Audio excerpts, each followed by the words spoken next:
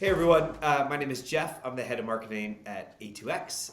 And for those of you that don't know A2X, we are e-commerce accounting automation software for the world's top Amazon, Shopify, eBay, Etsy, Walmart brands, as well as their accounting partners. And speaking of accounting partners, I'm joined today by Steve Freshour from the Seller CPA, who's going to be lending his expertise on a very important topic, which is Amazon income tax for non-US residents. Steve has built an amazing practice that works with some really incredible e-commerce brands providing accounting and income tax support.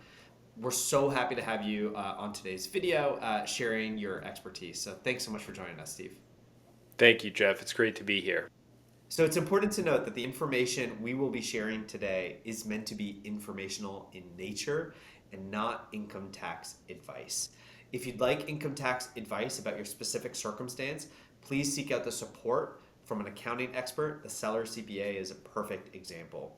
Every situation is unique, so the advice that an accounting practice would give you is going to change depending on your specific circumstances. Steve, is there anything that you'd like to add there before we get into the nuts and bolts? Yeah, that's correct, Jeff. This is a complex topic, and you should have a consultation with your specific facts and circumstances considered by a CPA before you decide to make a decision. So that's absolutely good advice. Okay, so now that we've gone over the disclaimers, we've included a few handy links in the description below to some of the resources we'll be talking about in today's video, including a link to the Seller CPA's YouTube channel where you're going to get a ton of amazing resources, as well as a flow chart that will help you understand what income tax form you may need to file. Okay, Steve, let's get into today's topic. Understanding U.S. income tax responsibilities for Amazon sellers that are non-residents in the United States.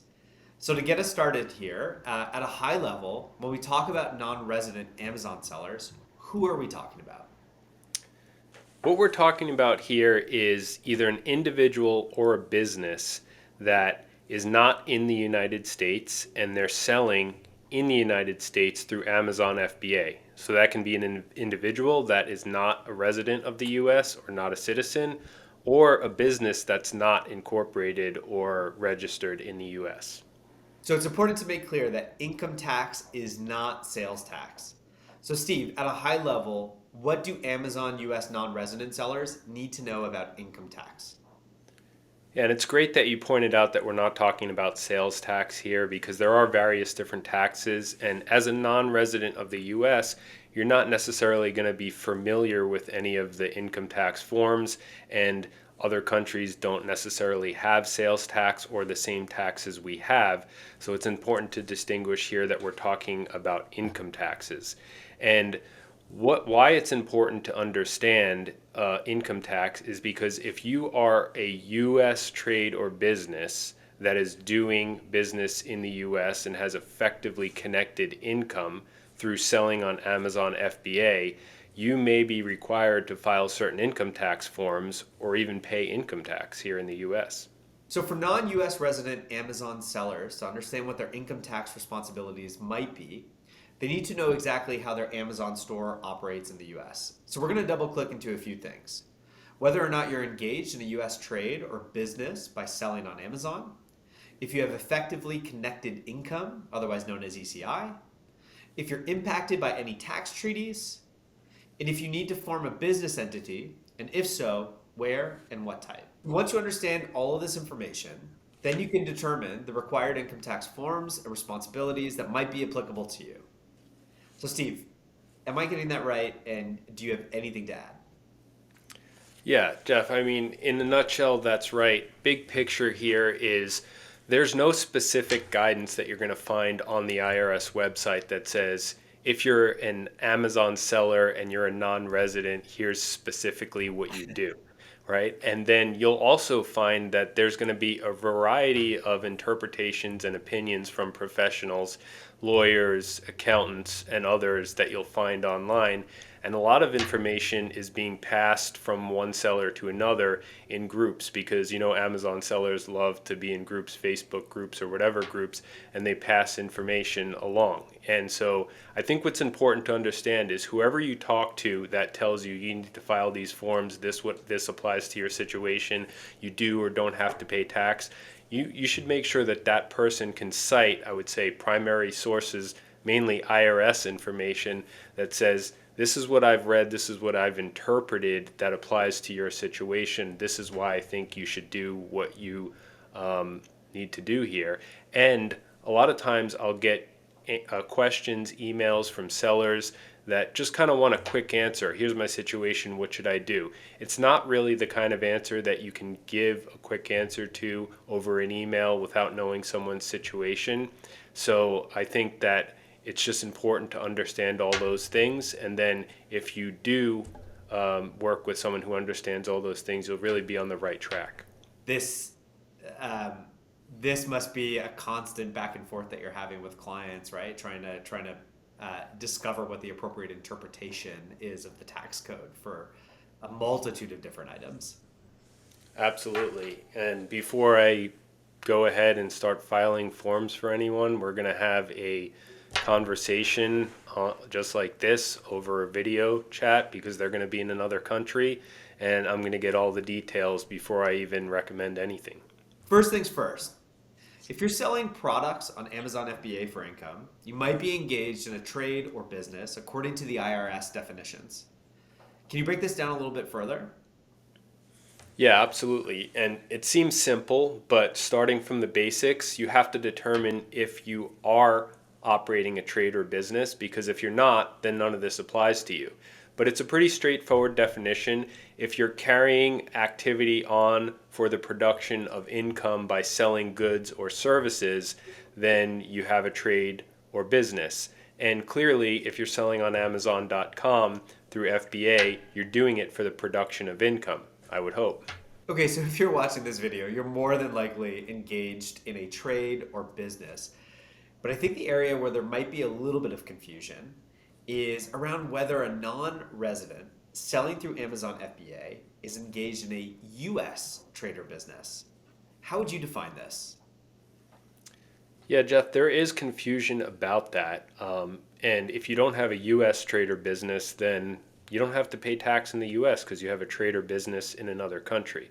And I think the confusion comes in with physical presence, right? So if you're not located here in the U.S., you're not a U.S. trade or business. But it does get tricky because the IRS doesn't specifically define that. So I dug into their training material for their auditors, and it says in that training material that a U.S. trade or business is not fully defined. Let me actually share some information that I have dug up, and I can share my screen here to actually show what I'm talking about. So on this training material, you'll see here the first point is the term trade or business within the United States is not fully defined in the code or Treasury regulations, and the IRS won't provide an advanced ruling on whether a taxpayer is engaged in a U.S. trade or business. So you can't even call the IRS and say, hey, am I engaged in a U.S. trade or business? They're not going to tell you that. And then also the next point is that generally, whether a person is engaged in a U.S. trade or business shall be determined on the basis of the facts and circumstances in each case. And it says here that to be engaged in a trade or business, either directly or through a dependent agent, you must be involved in activity that is considerable, continuous, and regular, and the taxpayer's primary purpose for engaging in the activity must be for a profit. A sporadic activity doesn't count. Okay, so that information shows you right there that if you're selling through Amazon FBA, it's pretty likely that you are engaged in a U.S. trade or business, and I think it would be hard to make an argument otherwise. Okay, so Steve, based on that definition, if a seller watching this has determined that they are engaged in U.S. trade or business, the next thing they need to determine is whether or not they have effectively connected income, ECI. So what is ECI, and how might it impact a non-resident Amazon seller's income tax liability? That's right. They have to determine if they have ECI, and ECI is just like it sounds. It's income that's effectively connected with the United States through your trade or business. Some people have actually argued, though, that if you're producing your inventory not in the United States, you don't have ECI. But looking at the IRS website, you'll actually see where it says profit from the sale in the United States of inventory purchases either in this country or in a foreign country is effectively connected trade or business income. So that makes that part clear. And then also it says generally when a foreign person, so non-residents, engages in a trade or business, all income from sources within the United States connected with the conduct of that trade or business is effectively connected income. So looking at these past three things that we just discussed, we've established that you are operating a trade or business if you're selling through Amazon FBA. We've established that you are operating a US trade or business, and we've established that you have ECI. So considering those three things, if those circumstances apply to you and without any exceptions, you would have to file income tax forms and pay income tax in the US. So to recap, an Amazon seller who is selling into the US but is a non US resident has determined that they are engaged in trade or business in the US and that they have effectively connected income. What are the next steps in determining their income tax responsibilities? Well, the next thing is the evaluation of tax treaties, and it's great news for a lot of Amazon sellers because um, the US has tax treaties with many different countries. And if you have a tax treaty, you might not have to pay tax here in the US. So the first step is to go to the IRS website, look up your country. You can just Google tax treaties, IRS, and you'll find the list. Then find if your country has a tax treaty. And most of the treaties that I've seen have very similar language in a key paragraph that says business profits. Every one that I've read says that business profits are only taxable to the extent that you have a permanent establishment in the US. So that means if you don't have a permanent establishment in the US, you don't have to pay tax in the US. So permanent establishment means a fixed place of business that you're operating through, and that can include an office where you're managing the business, a factory, things like that. But it also makes clear what permanent establishment does not constitute. And some of the things sound exactly like FBA. So storage, display, delivery of goods belonging to the enterprise, maintenance of a stock of goods or merchandise belonging to the enterprise solely for the purpose of storage, display, or delivery, and then maintenance of a stock of goods of merchandise belonging to the enterprise for the purpose of processing by another enterprise. So all those things sound a lot like what FBA does for you, right? So bottom line is Amazon FBA, in my view, doesn't constitute permanent establishment or PE in the United States. So great news, if you're in a treaty country and you don't have permanent establishment, you don't pay tax here. Okay, so that's great. So tax treaties between the US and other countries may exempt sellers, many of which who are watching this video, from paying federal income tax if they do not have a permanent establishment in the US. But what about everyone else? So what's next for Amazon sellers who are not covered by any of these tax treaties? So if you're not covered by a tax treaty, you live in a country where there is no tax treaty, that means that you're subject to tax, even if you don't have a permanent establishment here. And if you live in a treaty country and you do have a permanent establishment here, then you're also subject to tax. So depending on your particular situation, you may or may not have to pay tax here. And whether you have to pay tax or not really is a key consideration of what type of business entity to form. So the takeaway here, it would seem, is that your business entity has a direct impact on your income tax responsibilities and which forms you might need to complete when filing. So, Steve, can you walk us through the definition of each entity type and share some of the advantages and disadvantages of choosing one over the other?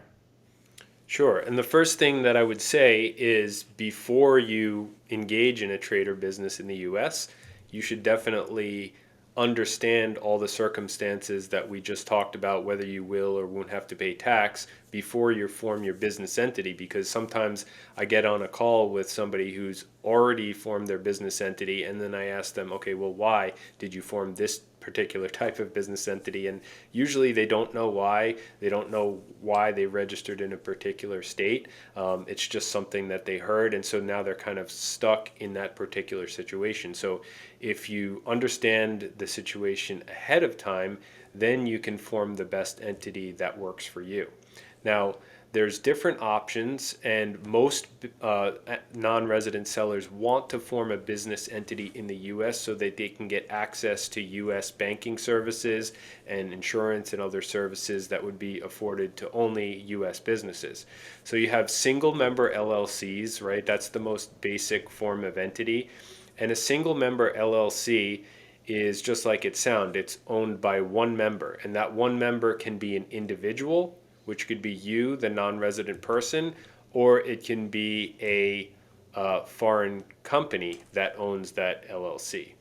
The next option would be a multi-member LLC, and that's also just like it sounds, where there's multiple members. So that can be multiple foreign individuals, or it can be multiple business entities, or a combination of individuals and business entities that own the LLC. And the great thing about those entities is they don't pay tax in the US. Okay, both of them are pass-through entities, meaning single member LLC is disregarded by the IRS. It doesn't have its own tax return. It flows through to the individual, and the individual will then file their own tax treaty exemption. Same thing with the multi-member LLC. Each individual gets their K-1, and then they report their own individual tax treaty exemptions. The other option is to form a corporation, not an S corporation, because non-residents can't be shareholders of an S corporation, but a C corporation, just a typical corporation. The drawback with that is that the C corporation could not claim a tax treaty exemption, and it's subject to corporate income tax, so 21%, for instance.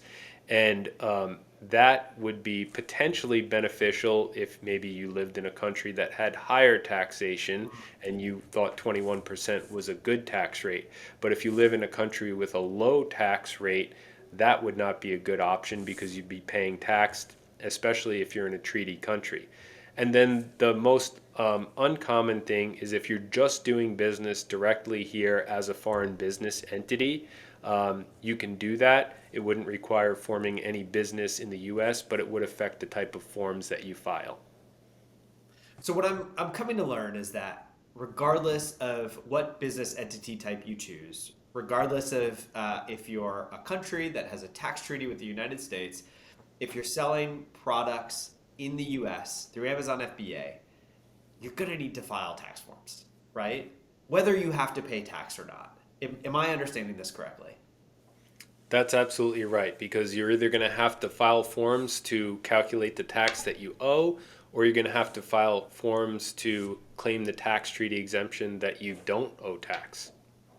Okay, so a great segue into the next question. Let's get into the fun stuff, which is the tax forms. So once you've established your business entity, it's easier to understand what income tax forms you might need to complete. Can you walk us through this? Yes, and I created a flow chart for this, and you guys made it look really good. So I'm going to share that, because it's very difficult to kind of walk through this stuff without actually seeing some kind of flow chart here. Okay, so if you see here, you're starting up at the top where, how am I conducting business in the US? And you're either conducting business as a US corporation, a US LLC, or a foreign business entity. And you'll see that if you're a US LLC, there's a lot more different options that come into play. But let's just start on the left. So if you're a US corporation, you would have to file your Form 1120, which is a corporate tax return. And you would also file Form 5472, which is part of the Form 1120. And that's basically just a reporting on the money that's moved in or out of the corporation by the non-resident. And then the non-resident might also have to file 1040 NR, which is the non-resident personal tax return, if they received dividends or a salary from the corporation. So then let's go all the way to the right. Now, if you're a foreign business entity, then you would have to file Form 1120F, which is the corporation tax return of a non-US corporation. And you might be able to claim a tax treaty exemption on that if you're in a tax treaty country, or you would calculate your income tax there. Now, if we go to the US LLC column, what really matters is who owns the LLC, right?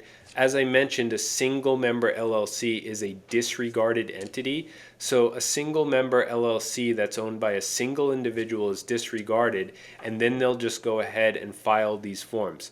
It's the 5472 with the pro forma 1120. That just means the 1120 is a cover sheet for the 5472, and the 5472 is again that form that shows money moved in and out of the business by the foreign individual. And then they'd also have to file the Form 1040NR to either pay tax at the graduated rates or claim a tax treaty exemption. Multiple foreign individuals owning an LLC would file the Form 1065, which is a partnership tax return, and each partner gets their K1 that shows their percentage of the income or the loss, and then they'll file their individual Form 1040 non-resident tax returns to claim their tax treaty exemption or pay tax. But notice with the 1065, there's no 5472 required, because the 1065 has a place where it shows the contributions and distributions of the partners. And then lastly, if the LLC is owned by a foreign entity, it's disregarded, and that just simply reverts to the Form 1120F, but you might also have to file a Form 5472. So you can see just briefly how many different deviations there is and why this really requires a flow chart, and why you really shouldn't go it on your own if you're trying to determine what your responsibilities are for income tax. All right, you've just blown my mind. And I totally agree. Without a flowchart, that would have been insane. Absolutely. So it's important to note, like everything we've talked about here is really about compliance, right? But to get to compliance, you need to have accurate books and financial visibility to help you actually file your taxes. Steve, do you have any advice for folks on how to get accurate bookkeeping? Obviously, if you're working with an accounting professional, that's great. But if you're not, Yeah, absolutely. Because if you're doing books on your own, it's very easy to do them wrong, especially if you're selling on Amazon and you get those deposits, and you know that Amazon's taking out all their fees before those deposits hit your bank account. Those deposits aren't sales, and if you're just recording those as sales, you're probably going to be way off. So using a tool like A2X for proper revenue recognition and proper cost of goods sold recognition is going to give you accurate financials. And if you have accurate financials, you can be confident that the tax forms that are prepared are going to be accurate as well. so Steve, this has been so helpful, and I really, really appreciate you taking the time and being so generous and sharing your expertise with us. But before we sign off, any final information that U.S. non-resident Amazon sellers need to know about income tax filing? Yeah, I think just to bring it all together, the key point is there's a ton of information here, and even myself, I took a lot of time researching this and making sure that I understood it very well, and I continue to stay up to date on the changes, right? And there are changes, the tax code changes, so I would say get a baseline understanding of all these things, but then consult with a professional to make sure that you're really doing it the right way for your particular situation, and you're going to maximize your tax benefits, whether you have to pay tax or whether you have to claim a tax treaty exemption. I think consulting with a professional will make sure that that's done right and it's money well spent. Awesome. Well, let's close off this video. Steve, I want to say for anyone that's watching and found this helpful or needs additional information and advice, I'd highly recommend connecting with Steve from the Seller CPA. We've put the link in the description below on how to get access to Steve and to reach out. Beyond that, Steve, thanks again so much for your time and for your expertise, and we'll see you at the next one. Thanks a lot, Jeff.